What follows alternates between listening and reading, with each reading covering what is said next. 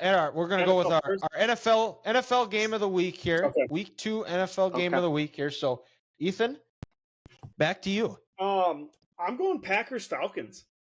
Not a game I don't think many of us had circled to start the year, but both teams looked pretty goddamn good, and they have very similar styles of football.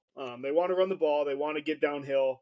They each have a two-headed monster at running back. I think Algier and Robinson are a fantastic duo, really complement each other well, but then at the same time, so do Jones and Dillon. So I think it's going to be fun. It's unfortunate Chick-fil-A will be closed, but even then, it should be an incredible game because both have actually really good defenses. Falcons made some really good additions through free agency this year. Well, and Jesse Bates was the NFC Defensive Player of the Week this year. Mm-hmm.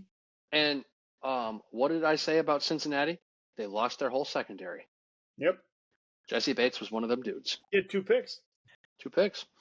Yeah.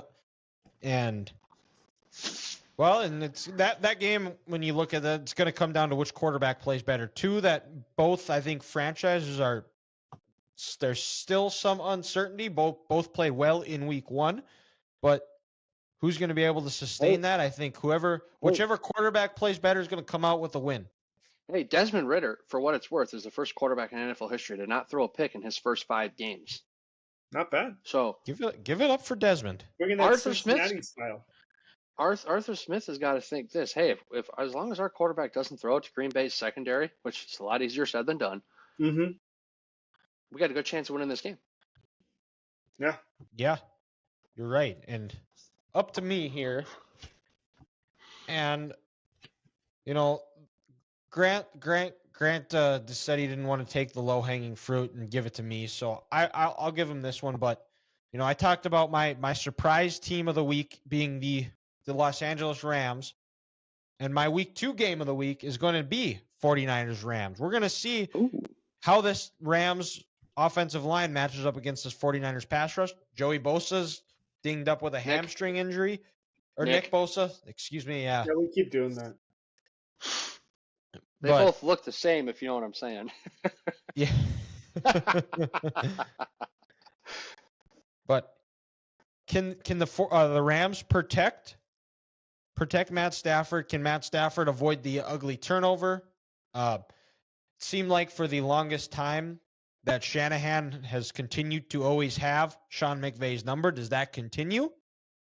We're going to find out. I'm very curious for this afternoon game. I think, it'll be split because the Cowboys Jets are going to be playing in the afternoon, 49ers Rams at the same time. Maybe, hopefully, luck out that we're going to get 2 afternoon games instead of 1 morning game.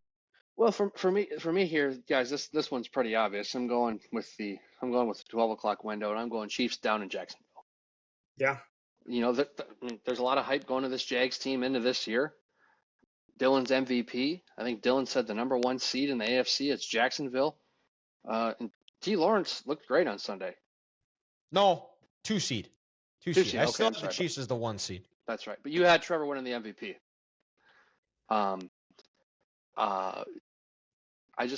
Calvin Ridley coming back. He looked like an absolute man on a mission. He was a beast, and I think he had like a 30-yard catch taken back too. Yeah, so he probably should have had 10 catches for 130 yards and 1 touchdown? 100. What about 100 fantasy? He had about his fantasy pickup. 15. Okay. Yes, he's looking like a stud. Jacksonville year 2 with Dougie P's offense, and then also just for the Jags, I think a bit of a revenge factor game. They got hot last year after they lost to the Chiefs in the regular season, and then of course the season ended in the playoffs. And Josh Allen came out today and said he wasn't hit 100% last year, and he's a little pissed off about that. He had 3 sacks last week.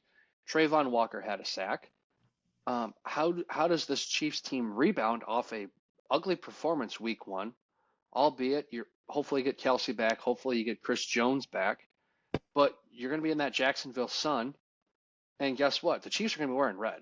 If I'm Jacksonville, I'm wearing white. I'm going to let these guys be hot, be uncomfortable and miserable. I want to see how the Chiefs rebound, and because you can't start 0-2, and especially if you lose a game against a team who you're going to compete with about potentially getting that home playoff game, like I said in this first segment with the Bengals. Because if you're the Chiefs, you don't mind maybe going down to Jacksonville in January for a playoff game because you're out of the cold. But wouldn't you much rather have Jacksonville come and play in the cold when they're not used to it?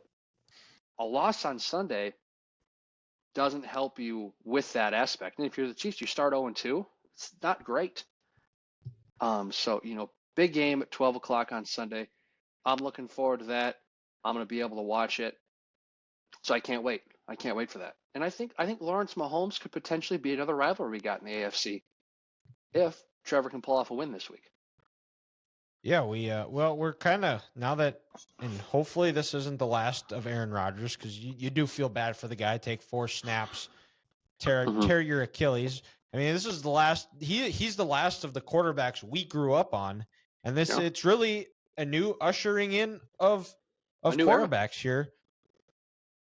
And like I said, I'm very high on Trevor Lawrence. I think this might be the new rivalry, because I like Doug Peterson as a head coach.